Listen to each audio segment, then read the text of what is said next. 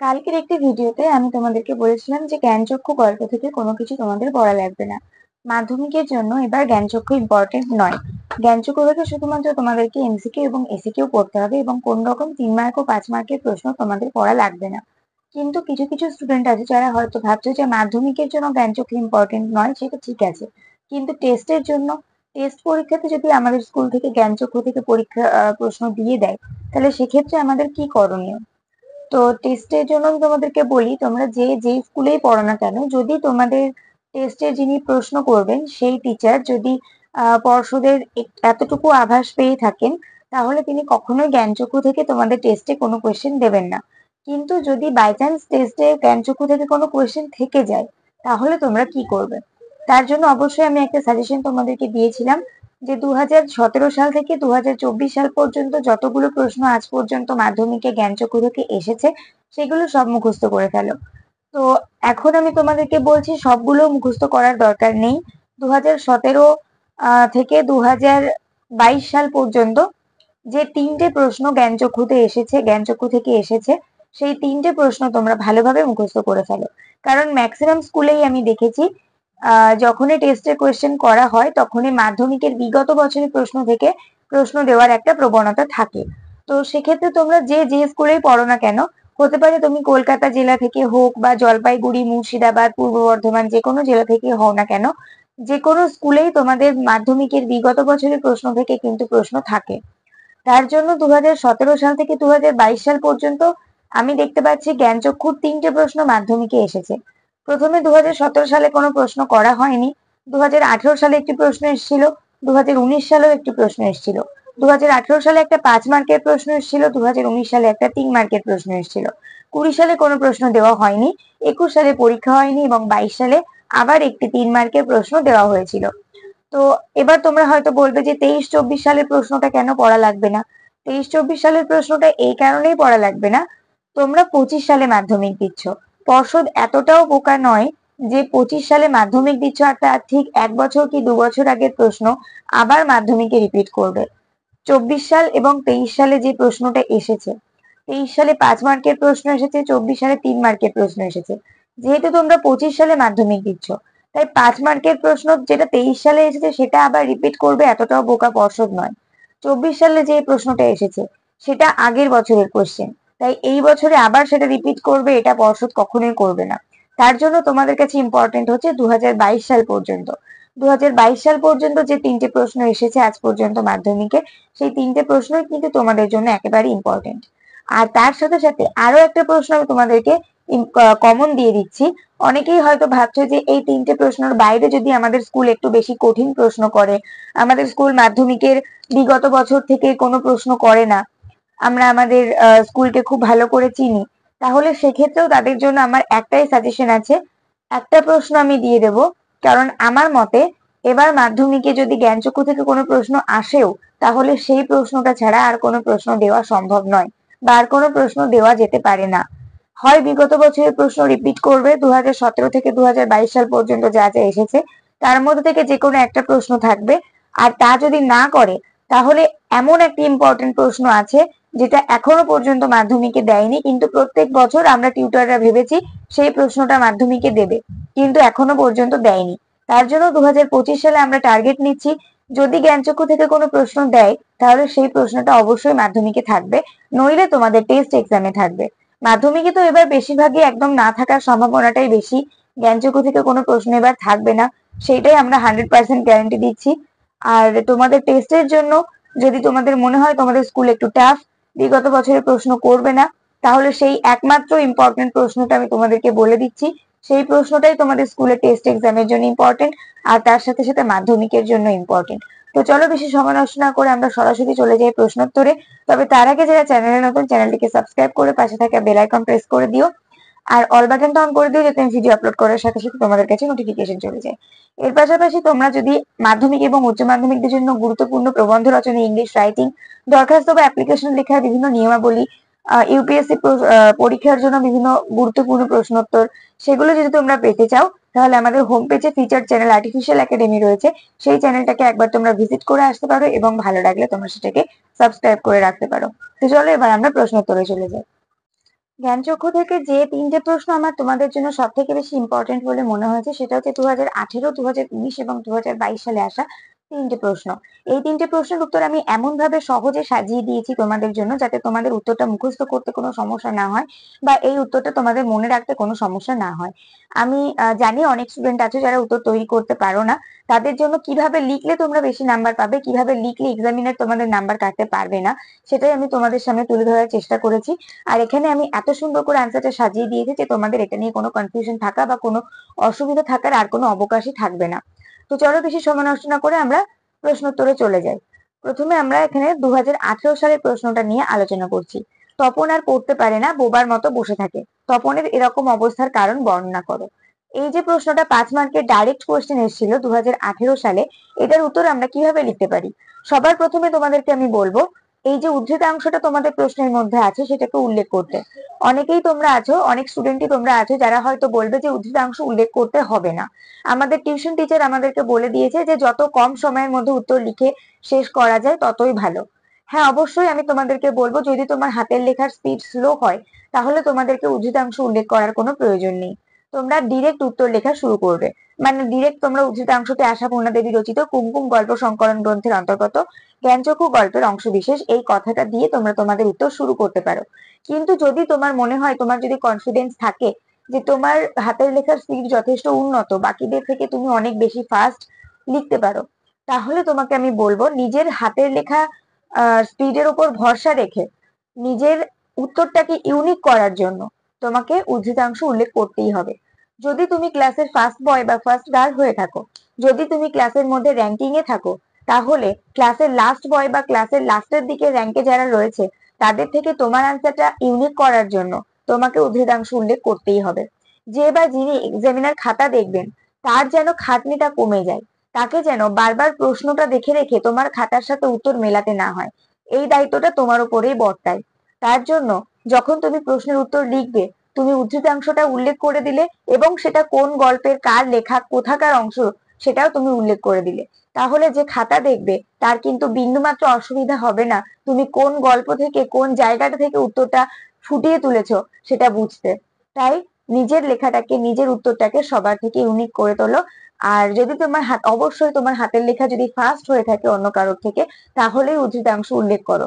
আর এমনিতেও 5 মার্কের কোশ্চেনের জন্য উদ্ধৃতাংশ উল্লেখ করাটা একটা বুদ্ধিমানেরই কাজ। তার জন্য যদি হাতের লেখার উপর ভরসা থাকে যে আমি বাকিদের থেকে তাড়াতাড়ি লিখে শেষ করতে পারবো, তাহলেই তুমি উদ্ধৃতাংশ উল্লেখ করো। নইলে যদি তোমার মনে হয় যে আমি লিখে শেষ করতে পারবো না, তাহলে তোমার উদ্ধৃতাংশ উল্লেখ করার দরকার নেই।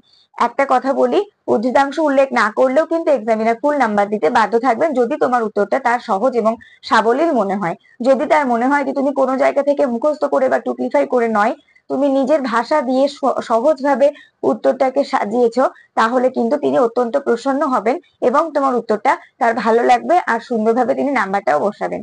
তাই উদ্ধৃতাংশ উল্লেখ করলে কি না করলে this does not matter for him, বা তোমার উত্তরটা কতটা ইউনিক হচ্ছে সেটাই তার কাছে ম্যাটার করছে।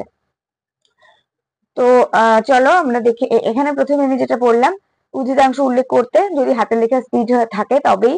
তাহলে তপন আর পড়তে পারে না, বোবার মতো বসে থাকে, এই উদ্ধৃতাংশটি আশাপূর্ণা দেবী রচিত কুমকুম গল্প সংকলন গ্রন্থের অন্তর্গত জ্ঞানচক্ষু গল্পের অংশবিশেষ। দেখতেই পাচ্ছ কেমন হাই পেন দিয়ে আমি লিখে দিয়েছি। এরপর যেটা আর একটা গুরুত্বপূর্ণ বিষয় সেটা হচ্ছে পয়েন্ট করা। প্রশ্নের মধ্যে তুমি যদি ঢালা লিখে দাও তোমার উত্তরটা, তাহলে কিন্তু এক্সামিনার তোমাকে সেইভাবে নাম্বার দেবেন না, একটা গড়পড়তা নাম্বার বসিয়ে দেবেন। কিন্তু তুমি যদি প্রশ্নের জিস্ট ধরে পয়েন্ট করে করে ভেঙে ভেঙে বুঝিয়ে দাও যে তুমি কোন জায়গাটার উত্তর কিভাবে লিখেছো, তাহলে কিন্তু এক্সামিনার তোমার উত্তরটা দেখে অত্যন্ত খুশি হবেন। ঠিক যেরকম এখানে তপনের এরকম অবস্থার কারণ বর্ণনা করো, এই প্রশ্নের উত্তরটা আমি পয়েন্ট করেছি তপনের এমন অবস্থার কারণ, যেটা আমাকে বর্ণনা করতে বলা হয়েছে সেটাই আমি পয়েন্ট করেছি তপনের এমন অবস্থার কারণ। তাহলে এবারে আমরা উত্তর সাজাবো। গরমের ছুটির পর তপনের ছোট মেশো ও ছোট মাসি তপনদের বাড়িতে এসে হাজির হয় তপনেরই লেখা একটি গল্প সন্ধ্যাতারা পত্রিকায় ছাপিয়ে। একজন স্রষ্টা হিসেবে তপনের কাছে এই স্বীকৃতির মূল্য ছিল অপরিসীম। ছাপার অক্ষরে নিজের লেখা গল্প দেখার আগ্রহ তথা উৎসাহ তার অন্তরে লাভার মতো উৎসাহিত হচ্ছিল। পরিবারের সকলের হাতে ঘুরে ঘুরে পত্রিকাটি যখন তপনের হাতে পৌঁছায় তখন গল্পটা পড়ে সে অনায়াসে বুঝতে পেরে যায় যে সে যে গল্পটি লিখেছিল আর যে গল্পটি পত্রিকায় ছাপা হয়েছে তা সম্পূর্ণই আলাদা। এখানে আমি গল্পের একটা উদ্ধৃতাংশ সুযোগ বুঝে এখানে আমি রেখে দিয়েছি। এর প্রত্যেকটি লাইন তো নতুন আনকোড়া, তপনের অপরিচিত। এই যে গল্পের লাইনটা আমি এখানে রেখে দিয়েছি, এটা কিন্তু তোমার প্রশ্নের উত্তরটাকে অনেকটাই মডিফাই করছে। এখানে আমরা প্যারা চেঞ্জ করব, একেবারে তো আমরা ঢালা লিখতে পারি না। প্যারা চেঞ্জ করে আমরা লিখবো, তপন বুঝতে পারে যে ছোট মেশোর একটু আধটু কারেকশনের কারণেই তার গল্পের এমন পরিবর্তিত রূপ তাকে পড়তে হচ্ছে। ছোট মেশোর এই কাজ তপনের অপমানজনক বলে বোধ হয়। নিজের সৃষ্টিতে অন্যের হস্তক্ষেপ তাকে মর্মে মর্মে আঘাত করতে থাকে। তাই রাগে, দুঃখে, কষ্টে, অভিমানে তার কণ্ঠস্বর বুঝে আসে। তার বোবার মতো অবস্থা হয়, সে আর পড়তে পারে না। ঠিক কোথায় কোথায় আমি প্যারা ভেঙেছি, কোথায় কোথায় আমি কোন জায়গায় কোটেশন ইউজ করেছি, কোন কথাগুলোকে, কোন শব্দগুলোকে আমি কোটেশনের মধ্যে রেখেছি, কোথায় সিঙ্গেল কোটেশন ইউজ করেছি, কোথায় ডাবল কোটেশন ইউজ করেছি, ভালোভাবে উত্তরের মধ্যে একটু লক্ষ্য করে নিও। কিভাবে আমি উত্তরটাকে সাজিয়েছি সেটা একবার লক্ষ্য করে নিও। আশা করছি প্রশ্নের উত্তরটা তোমাদের কাছে অনেকটাই ভালো লেগেছে। 2018 সালের প্রশ্নের উত্তর এইভাবে লিখলে কিন্তু কোনো এক্সামিনার নাম্বার কাটতে পারবে না। যে ট্রিক্স গুলো আমি বলছি সেগুলো ইউজ করবে, অবশ্যই তোমার লেখাটা অন্যদের থেকে ইউনিক হবে। এবার আমরা চলে যাব 2019 সালে যে প্রশ্নটা এসেছিল সেটার উত্তর নিয়ে আলোচনা করতে। 2019 সালে প্রশ্ন এসেছিল যে ভয়ঙ্কর আহ্লাদটা হবার কথা, সে আহ্লাদ খুঁজে পায় না। আহ্লাদ হবার কথা ছিল কেন? আহ্লাদ খুঁজে না পাওয়ার কারণ কি? 1+2=3 ভেঙে কোয়েশ্চেন এসেছিল 2019 সালে। তো প্রথমে যে 1 নাম্বারের কোয়েশ্চেনটা আছে সেটাকে আমরা সাজাবো, তবে তার আগে উদ্ধৃতাংশ উল্লেখ। যদি তোমার হাতের লেখার স্পিড ভালো হয়, উদ্ধৃতাংশ উল্লেখ করবে অবশ্যই। যে ভয়ঙ্কর আহ্লাদটা হবার কথা সে আহ্লাদ খুঁজে পায় না। উদ্ধৃতাংশটি আশাপূর্ণা দেবী রচিত কুমকুম গল্পগ্রন্থের অন্তর্গত জ্ঞানচক্ষু গল্প থেকে নেওয়া হয়েছে। এবার আমাদের ফার্স্ট যে ভাঙতি কোয়েশ্চেনটা ছিল সেটা হচ্ছে আহ্লাদ হবার কথা ছিল কেন। এটা হচ্ছে আমাদের 1 নম্বরের কোয়েশ্চেন ছিল। তার জন্য আমরা প্রথমেই পয়েন্ট করব আহ্লাদ হবার কারণ। আহ্লাদ হবার কারণ পয়েন্ট করার পর আমরা এই উত্তরটা লিখব। গল্পের কেন্দ্রীয় চরিত্র তপনের লেখা প্রথম দিন গল্প প্রথমবার ছাপার অক্ষরে সন্ধ্যাতারার মতো বড় পত্রিকায় প্রকাশিত হয়েছিল। নিজের লেখা গল্পকে আঁটোসাঁটো ছাপার অক্ষরে গাঁথা চেহারায় দেখে তপনের আহ্লাদ হওয়ার কথা ছিল। এইটাই হচ্ছে আহ্লাদ হবার কারণ। নেক্সট যে কোয়েশ্চেনটা আমাদের 2 নম্বরের ভেঙে আছে সেটা হচ্ছে আহ্লাদ খুঁজে না পাওয়ার কারণ কি। তো কেন আহ্লাদ খুঁজে না পাওয়ার কারণটা এখানে আমরা পয়েন্ট করব আহ্লাদ খুঁজে না পাওয়ার কারণ। কেন সে আহ্লাদ খুঁজে না পায়নি সেটা আমরা লিখবো কিভাবে। তপনের লেখা গল্প তপনের ছোট মেশো প্রতিশ্রুতি অনুযায়ী সন্ধ্যাতারা পত্রিকায় ছাপিয়ে তো দিয়েছিলেন, কিন্তু একটু আধটু কারেকশন করে দিয়েছিলেন। ক্রমশ এই কারেকশনের বিষয়টি ছড়িয়ে পড়ে। মেশোর সহায়তা আর কারেকশনের কথা জানতে পেরে বাড়ির সকলে তপনের সৃজনশীলতাকে হেয় প্রতিপন্ন করে। বস্তুত ছোট মেশোর সাহায্য ছাড়া যে তপনের প্রতিভার কোনো মূল্যই নেই, এই কথাটিকেই সকলে মান্যতা দেয়। তাই প্রথম গল্প প্রকাশ হওয়ার জন্য বাড়ির সকলের কাছ থেকে যে আহ্লাদ তপন পাবে বলে আশা করেছিল তা সে আর খুঁজে পায় না। এই হচ্ছে আহ্লাদ খুঁজে না পাওয়ার কারণ। ঠিক কোথায় কোথায় আমি কিভাবে সাজিয়েছি, ভালোভাবে উত্তরটা কিভাবে আমি সাজিয়েছি সেটা লক্ষ্য করে নাও। 2019 সালের এই প্রশ্নটার উত্তর এইভাবেই সাজাতে হবে, তাহলেই এক্সামিনার খুশি হয়ে উত্তরটার আনসার উত্তরটাতে ভালোভাবে নাম্বার দিতে পারবেন। এরপর আমরা 2022 সালে যে প্রশ্নটা এসেছিল লাস্ট, সেই প্রশ্নটা আমরা আলোচনা করব। পত্রিকাটি সকলের হাতে হাতে ঘোরে, কোন পত্রিকা কেন সকলের হাতে হাতে ঘুরছিল। এটাও 1+2=3 ভাঙা কোয়েশ্চেন এসেছে 2022 সালে। এটারও যদি সম্ভব হয় পত্রিকাটি সকলের হাতে হাতে ঘোরে এইটুকু কোটেশন উল্লেখ করতেই পারো। এটুকুর জন্য বিশেষ কিছু সময় যাবে না। আশাপূর্ণা দেবী রচিত জ্ঞানচক্ষু গল্পের এই উদ্ধৃতাংশে সন্ধ্যাতারা পত্রিকার কথা উল্লেখ করা হয়েছে। আমি কিভাবে এখানে একটাই কোয়েশ্চেনের মধ্যে মানে উদ্ধৃতাংশ উল্লেখের মধ্যে 1 নম্বরের এই কোয়েশ্চেনের আনসারটা আমি এখানে রেখে দিয়েছি সেটা নিশ্চয়ই বুঝতে পারছো। আমাদের প্রশ্ন ছিল কোন পত্রিকা সকলের হাতে হাতে ঘুরছিল, 1 নম্বরের প্রশ্ন এটা। তাহলে উদ্ধৃতাংশ উল্লেখ করার সময় আমরা একেবারে উল্লেখ করে দেব যে আশাপূর্ণা দেবী রচিত জ্ঞানচক্ষু গল্পের এই উদ্ধৃতাংশে সন্ধ্যাতারা পত্রিকার কথা উল্লেখ করা হয়েছে। একেবারে আমরা এখানে 1 নম্বরের এই প্রশ্নটার উত্তর এখানে ইনক্লুড করলাম। 2 নম্বরের প্রশ্ন হচ্ছে কেন সকলের হাতে হাতে পত্রিকাটি ঘুরছিল। সেই জন্য আমরা এখানে পয়েন্ট করব পত্রিকা সকলের হাতে ঘোরার কারণ। আর এই আনসারটাকে আমরা সাজাবো এই লিখে যে তপন যখন উৎসাহিত হয়ে তার জীবনের প্রথম গল্প লিখে ফেলে, তখন বাড়ির সকল সদস্য তাকে নিয়ে হাসি ঠাট্টা করছিল। তাকে সকলে কবি, সাহিত্যিক, কথাশিল্পী বলে তামাশা করতে থাকে। তারা ভেবেছিল যে তপনের মতো একটা সামান্য ছেলের সামান্য লেখা কখনোই পত্রিকায় প্রকাশিত হতে পারে না। কিন্তু যখন সত্যিই তপনের গল্প পত্রিকায় ছাপা হয়, তখন সেটি দেখার জন্য কৌতূহলবশত পত্রিকাটি সবার হাতে হাতে ঘুরছিল। পরিবারের সকলের কাছে গল্প প্রকাশের ঘটনাটি ছিল অপ্রত্যাশিত, তাই কৌতূহল নিরসনের জন্যই পত্রিকাটি সকলের হাতে হাতে ঘুরছিল। এইভাবে আমরা এই প্রশ্নের উত্তরটাকে সাজিয়ে দিতে পারি। 2022 সালে এই প্রশ্নটা এসেছিল এবং এই প্রশ্নটা তোমাদের জন্য খুবই ইম্পর্টেন্ট। তো এটা তো গেল 2018, 2019 এবং 2022 সালে যে 3টে প্রশ্ন এসেছিল সেটা কিভাবে তোমরা সাজিয়ে গুছিয়ে লিখবে সেটা গেল। কিন্তু যদি ধরো বিগত বছরের প্রশ্ন থেকে টেস্টে প্রশ্ন না করে, তোমাদের স্কুলে ধরো বিগত বছরের এই 3টে প্রশ্ন ধরো দিল না, তাহলে কি প্রশ্ন দিতে পারে? আবার ধরো মাধ্যমিকে আমি যে গ্যারান্টি দিচ্ছি জ্ঞানচক্র থেকে কোশ্চেন আসবে না, অবশ্যই আসবে না, সেটা আমি জানি। কিন্তু যদি ধরো মাধ্যমিকে এবছর জ্ঞানচক্র থেকে কোশ্চেন দেয়, তাহলে কোন কোশ্চেনটা দেবে? যেটা আমি বলেছি, অবশ্যই 2018, 19 এবং 22 এই 3টে সালের কোশ্চেনের মধ্যে থেকে যে কোনো একটা কোশ্চেন রিপিট করবে। আর তা না হলে আর একটাই কোশ্চেন দিতে পারে। সেই কোশ্চেনটা কি সেটা চলো দেখে নিই। আমরা বহু বছর ধরে মাধ্যমিকের জন্য টিউটররা আন্দাজ করে রেখেছি যে এই প্রশ্নটাই হয়তো মাধ্যমিকে আসতে পারে, কিন্তু আসেনি। পর্ষদ এতটাই চালাক যে বারবার আমরা এই প্রশ্নটাকে টার্গেট করেছি আর বারবার এই প্রশ্নটা পর্ষদ মাধ্যমিকে দেয়নি।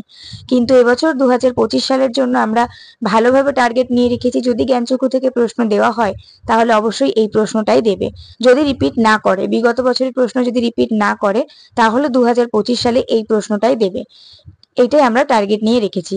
যদিও এবছর জ্ঞানচক্ষু থেকে প্রশ্ন আসার সম্ভাবনা একদম 0%, তবুও আমাদের সাবধানের কোনো মার নেই। আর এমনিতেও আমাদের টেস্টের জন্য পড়তেই হবে, তার জন্য আমরা এই প্রশ্নটা একবার পড়ে রাখবো। প্রশ্নটা কি? পৃথিবীতে এমন অলৌকিক ঘটনাও ঘটে, কোন ঘটনাকে কেন অলৌকিক বলা হয়েছে? বিশাল ইম্পর্টেন্ট একটা প্রশ্ন, যেটাকে আমরা এই বছর আমাদের প্রায়োরিটি লিস্টের একদম টপে রেখেছি, ইম্পর্টেন্ট লিস্টের একদম টপে আছে। যেটা কিনা পর্ষদও মনে করবে যে এটা একটা ইম্পর্টেন্ট কোশ্চেন, অনেক বছর দেওয়া হয়নি। আবার তোমাদের টেস্টের জন্য তোমাদের যিনি স্কুলের শিক্ষক বা শিক্ষিকা আছেন, যে পরীক্ষার প্রশ্ন করবেন, তারও এটাই মনে হবে যে এই প্রশ্নটা তো মাধ্যমিকে একবারও দেয়নি, তাহলে এই প্রশ্নটাই এবার টেস্টে দেওয়া যাক। এই একটাই প্রশ্ন আমি তোমাদেরকে সাজেস্ট করব, যদি বিগত বছরের প্রশ্নের সাথে তোমরা অন্য কোনো আদার্স প্রশ্ন পড়তে চাও, এইটাই তোমাদের এক এবং একমাত্র সাজেশন।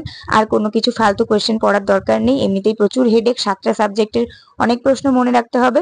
তার জন্য বিগত বছরের যে 3টে প্রশ্ন আমি আজকে সাজিয়ে দিলাম, সেই 3টে প্রশ্ন মনে রাখো।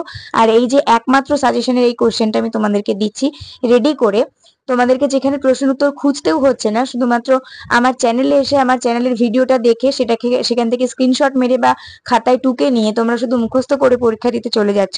তারপরে তোমাদের আর এত কিছু খাটনি করার বা এত কিছু ভাবার কোনো প্রয়োজনই পড়ে না।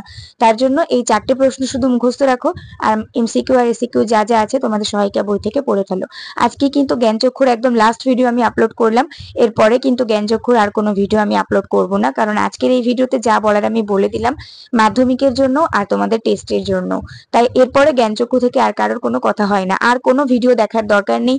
ইউটিউবে যে টিচার যাই বলুক না কেন, আর কারোর কোনো কথা শুনে নিজেকে বিভ্রান্ত করার দরকার নেই। সবসময় মনে রাখবে, মাই টিউটোরিয়াল স্কিম থেকে যেটা বলে দেওয়া হয় সেটা পার্মানেন্ট এবং অবশ্যই গ্যারান্টেড। তার জন্য মাই টিউটোরিয়াল স্কিমের যে ভিডিওটা একবার তোমরা দেখে নিচ্ছ, তারপর বাদ বাকি কারোর ভিডিও দেখার প্রয়োজন তোমাদের পড়বে না। তো চলো এবারে আমরা ভিডিওটার আনসারটা দেখে নিই, মানে এই কোশ্চেনটার আনসারটা দেখে নিই। পৃথিবীতে এমন অলৌকিক ঘটনাও ঘটে, এইটুকু কোটেশন তোমরা একটু উল্লেখ করে দিও পারলে, যদি মনে হয় যে শেষ হয়ে যাবে তবেই। তো উদ্ধৃতাংশটি আশাপূর্ণা দেবী রচিত কুমকুম গ্রন্থের অন্তর্গত জ্ঞানচক্ষু গল্প থেকে নেওয়া হয়েছে। অলৌকিক ঘটনা বলে হেডিং করব, যেহেতু প্রথমে আমাদের বলা হয়েছে যে কোন ঘটনাকে অলৌকিক বলা হয়েছে। তো এখানে আমরা অলৌকিক ঘটনা বলে হেডিং করব এবং লিখব, তপন তার ছোট মেশোকে দেখে উৎসাহিত হয়ে একটি গল্প লিখে ফেলে, আর ছোট মেশোর বদান্যতায় সেই গল্প ছাপা হয় সন্ধ্যাতারা পত্রিকায়। ছোট মেশো ও ছোট মাসি সন্ধ্যাতারা পত্রিকা হাতে তপনদের বাড়িতে বেড়াতে এলে তপন ভাবে যে তার নিজের লেখা গল্প সে ছাপার অক্ষরে ছাপানো অবস্থায় দেখতে পাবে।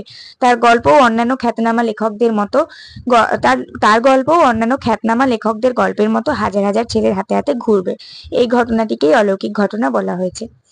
এবার আমরা আসবো অলৌকিক বলার কারণ, অলৌকিক কেন বলা হয় সেটাকে আমরা লিখব। তপনের প্রথমে লেখকদের সম্পর্কে একটা অস্পষ্ট ধারণা ছিল। লেখকরাও যে রক্ত মাংসের মানুষ এমনটা ভাবতেও পারতো না সে। ইনফ্যাক্ট ছোটবেলায় আমরা অনেকেই এরকম কিছু ভেবে থাকি। যেরকম আমি ছোটবেলায় ভাবতাম যে ফিল্ম স্টারদের খালি চোখে দেখা যায় না। মানে ধরো এই যেরকম সালমান খান, শাহরুখ খান, আমির খান, এদের জন্য আমি ভাবতাম যে এদেরকে খালি চোখে দেখা যায় না।